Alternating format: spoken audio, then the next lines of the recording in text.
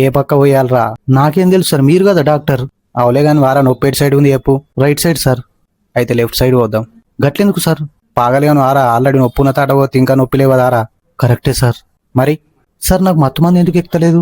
ఇత్తే కదరా ఎక్కితందుకు. బీర్లకు పైసలు లేవని కాంపౌండర్ గారు దావకాన్లో ఉన్న మత్తు మంది ఇచ్చుకొని పన్నారు కొడుకులు. నా దగ్గరేమో జీతాలు ఇద్దామంటే పైసలు లేవు. రోజు 100 ఆపరేషన్లు చేస్తే అందులో 80 ఫ్లాప్ అవుతున్నాయి, 10 ఆవరేజ్ ఆడుతున్నాయి, 10 హిట్ అవుతున్నాయి. మన తెలుగు సినిమా లెక్క.